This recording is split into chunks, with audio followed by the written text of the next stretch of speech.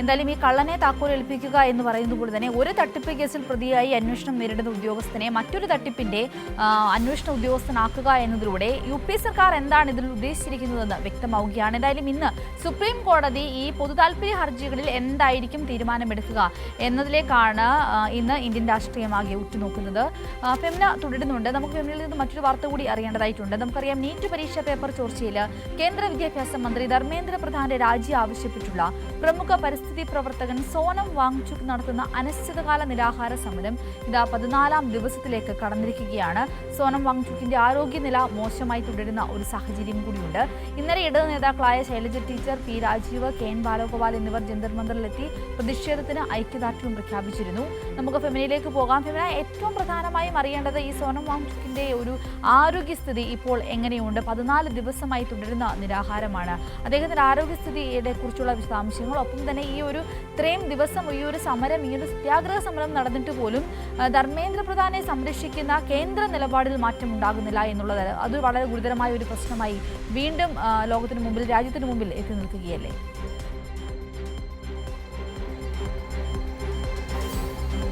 അതേ സിന്ദൂരി, ദില്ലിയിലെ ജന്തർ മന്ദിറിൽ നീറ്റ് പരീക്ഷാ പേപ്പർ ചോർച്ചയിൽ കേന്ദ്ര വിദ്യാഭ്യാസ മന്ത്രി ധർമ്മേന്ദ്ര പ്രധാൻ രാജിവെക്കണം. ഈ പരീക്ഷാ ചോർച്ചയിൽ ഒരു ഉത്തരവാദിത്തം കേന്ദ്ര സർക്കാർ ഏറ്റെടുക്കണമെന്ന ആവശ്യം ഉയർത്തിക്കൊണ്ടാണ് കോക്രോച്ച് ജനതാ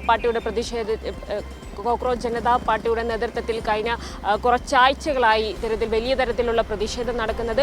അതിൻ്റെ ഭാഗമായി അനിശ്ചിതകാല നിരാഹാര സമരം നടത്തുന്ന സോനം വാങ്ചുക്കിന്റെ നിരാഹാര സമരം ഇന്ന് 14ാം ദിവസത്തിലേക്ക് കടക്കുകയാണ്. അദ്ദേഹത്തിൻ്റെ ആരോഗ്യനില വഷളായിക്കൊണ്ടിരിക്കുകയാണ്.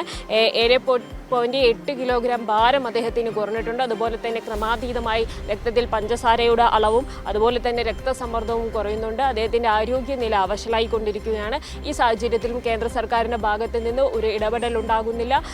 ഈ രാജ്യത്ത് തന്നെ ഏറ്റവും പ്രമുഖ വിദ്യാഭ്യാസ പ്രവർത്തകനും അതുപോലെ തന്നെ പരിസ്ഥിതി പ്രവർത്തകനുമായിട്ടുള്ള സോനം വാങ്ചുക്ക് ഇത്തരത്തിൽ ദില്ലിയിലെ ജന്തർ മന്ദിറിൽ നിരാഹാര സമരം നയിക്കുമ്പോൾ അതിൽ ഒരു ഇടപെടൽ നടത്താൻ, അല്ലെങ്കിൽ അതിൽ ഒരു കാര്യമായിട്ടുള്ള ഇടപെടൽ നടത്താനോ കേന്ദ്ര സർക്കാരിൻ്റെ ഭാഗത്ത് നിന്നുള്ള ഒരു ഇടപെടൽ ഇതുവരെ ഉണ്ടായിട്ടില്ല എന്നുള്ളത് വലിയ തരത്തിലുള്ള വിമർശനങ്ങൾക്ക് കാരണമാകുന്നുണ്ട്. അതേസമയം തന്നെ ഈ പ്രതിഷേധത്തിന് പിന്തുണയുമായിട്ട് നിരവധി ഇടത് നേതാക്കളാണ് ദില്ലിയിലെ ജന്തർ മന്ദിറിൽ എത്തുന്നത്. കഴിഞ്ഞ ദിവസം കേരളത്തിൻ്റെ മുൻ ആരോഗ്യവകുപ്പ് മന്ത്രി KK ശൈലജ, അതുപോലെ തന്നെ കേരളത്തിലെ മുൻ മന്ത്രിമാരായിട്ടുള്ള പ്രമുഖ CPM നേതാക്കളായിട്ടുള്ള പി രാജീവ്, അതുപോലെ തന്നെ KN ബാലഗോപാലൊക്കെ ഇന്നലെ ദില്ലിയിലെ ജന്തർ മന്ദിറിലെത്തി ഈ പ്രതിഷേധത്തിന് ഐക്യദാർഢ്യം പ്രഖ്യാപിക്കുകയുണ്ടായി. പി രാജീവ് ഇന്നലെ എടുത്തു പറഞ്ഞ കാര്യമെന്ന് പറയുന്നത്, ഈ ഇത്തരത്തിൽ നീറ്റ് പരീക്ഷ രാജ്യവ്യാപകമായിട്ട് കേന്ദ്ര സർക്കാർ നടപ്പിലാക്കാൻ വേണ്ടി വന്നപ്പോൾ അതിനെ എതിർത്ത സംസ്ഥാനങ്ങളിലൊന്ന് കേരളമായിരുന്നു. രാജ്യത്തിൻ്റെ ഭരണഘടന ഉറപ്പു നൽകുന്ന ഫെഡറലിസത്തിന് എതിരായിട്ടുള്ള കേന്ദ്രീകൃത രീതിയിൽ ഇത്തരത്തിലൊരു പരീക്ഷാ സമ്പ്രദായം നടപ്പാക്കുന്നതിലുള്ള ആശങ്ക കേരളം നേരത്തെ രേഖപ്പെടുത്തിയതായിരുന്നു. അതിനുവേണ്ടി കേരളവും തമിഴ്നാടും അടക്കമുള്ള സംസ്ഥാനങ്ങൾ സുപ്രീം കോടതിയെ സമീപിച്ചു. എന്നാൽ പിന്നീട് കേന്ദ്രത്തിന് ഇത്തരത്തിലൊരു പരീക്ഷ നടത്താൻ അനുമതി സുപ്രീം കോടതിയുടെ ഭാഗത്ത് നിന്ന് അത്തരത്തിൽ ഇത് ലഭിച്ചതിനെ തുടർന്നാണ് പിന്നീട് നീറ്റുമായിട്ട് കേന്ദ്രം മുൻപോട്ട് പോയത്. പക്ഷേ ഇന്നിപ്പോൾ കേരളം അന്നുയർത്തിയ ആശങ്കകൾ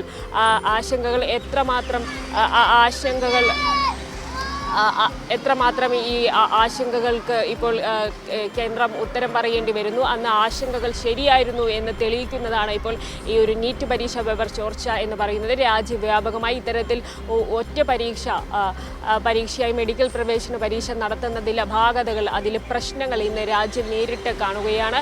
കേന്ദ്ര സർക്കാരിന് ഇത്തരത്തിൽ ഒരു കേന്ദ്രീകൃതമായ ഒരു പരീക്ഷ നടത്താൻ കേന്ദ്ര സർക്കാരിൻ്റെ ഏജൻസിക്ക് കഴിയുന്നില്ല എന്നത് പ്രധാനമാണ്. ഇപ്പോൾ നീറ്റ് പരീക്ഷ പേപ്പർ ചോർച്ചയിലടക്കം നമുക്കറിയാം 22 വിദ്യാർത്ഥികളാണ് ആത്മഹത്യ ചെയ്തത്. പരീക്ഷാ നടത്തിപ്പ് ഏജൻസിയായിട്ടുള്ള NTA ചോദ്യമുനയിലാണ്. NTA പിരിച്ചുവിടണമെന്നുള്ള ആവശ്യമാണ് വിദ്യാർത്ഥികളടക്കം ഉയർത്തുന്നത്. പക്ഷേ NTAയിലെ ഉദ്യോഗസ്ഥരെ രക്ഷിക്കുന്ന ഒരു സമീപനമാണ് അന്വേഷണം നടത്തുന്ന CBIക്ക് ഉള്ളത്. പ്രത്യേകിച്ച് ഈ NTA ഉദ്യോഗസ്ഥരുടെ പേരൊന്നും CBI സമർപ്പിക്കാനിരിക്കുന്ന കുറ്റപത്രത്തിൽ ഇല്ല എന്ന റിപ്പോർട്ടുകളാണ് പുറത്തു വരുന്നത്. 13 സ്വകാര്യ വ്യക്തികളെയാണ് CBI ഇതുവരെയും ഈ നീറ്റ് പരീക്ഷ പേപ്പർ ചോർച്ചയുമായിട്ട് അറസ്റ്റ് ചെയ്തിട്ടുള്ളത്. ഇതിൽ 3 അധ്യാപകർ പരീക്ഷാ പേപ്പർ തയ്യാറാക്കുന്നതിന് വേണ്ടി കരാർ അടിസ്ഥാനത്തിൽ NTA നിയമിച്ച 3 അധ്യാപകരുൾപ്പെടെ ഈ പ്രതിപട്ടികയിലുണ്ട് എങ്കിൽ പോലും ഉന്നതരായിട്ടുള്ള NTA ഉദ്യോഗസ്ഥർ, അതായത് സർക്കാർ ഉദ്യോഗസ്ഥർ ഇതിൻ്റെ ഭാഗമല്ല. പക്ഷേ സർക്കാർ ഉദ്യോഗസ്ഥർ അറിയാതെ എങ്ങനെയാണ് നീറ്റ് പരീക്ഷാ പേപ്പർ ലീക്ക് ആവുന്നത് അല്ലെങ്കിൽ അത് ചോരുന്നത് എന്നൊരു ചോദ്യമാണ് ഇത്തരത്തിൽ ഉയർത്തുന്നത്. അത്തരത്തിൽ നീറ്റ് പരീക്ഷാ പേപ്പർ ചോർച്ചയുമായി ബന്ധപ്പെട്ട് ഇത്തരത്തിൽ കോക്രോച്ച് ജനതാ പാർട്ടി ഇവിടെ സംഘടിപ്പിക്കുന്ന പ്രതിഷേധം വളരെ ശക്തമാകുമ്പോൾ ഇടതു പാർട്ടികളുടെ വലിയ തരത്തിലുള്ള പിന്തുണയാണ് ലഭിക്കുന്നത്. ശരി ഫെമിന, എന്തായാലും CJPയുടെ സമരം തുടരുകയാണ്. സോനം വാങ്ചുക്കിൻ്റെ അനിശ്ചിതകാല നിരാഹാര സമരം 14ാം ദിവസത്തിലേക്ക് കടക്കുമ്പോഴും അദ്ദേഹത്തിൻ്റെ ആരോഗ്യസ്ഥിതി മോശമാകുമ്പോഴും ഇതൊന്നും കേന്ദ്രത്തിൻ്റെ കണ്ണു തുറക്കുന്നതിന് മതിയാകുന്നില്ല എന്നുള്ളതാണ്. 22 വിദ്യാർത്ഥികളുടെ മരണം അവർക്കൊരു പ്രശ്നമല്ല. ഇപ്പോഴിതാ ആരോഗ്യം തകർന്ന് ഒരു ആരോഗ്യസ്ഥിതി മോശമാകുന്ന സോനം വാങ്ചുക്കിൻ്റെ അനിശ്ചിതകാല നിരാഹാര സമരം അവർക്ക് പ്രശ്നമല്ല.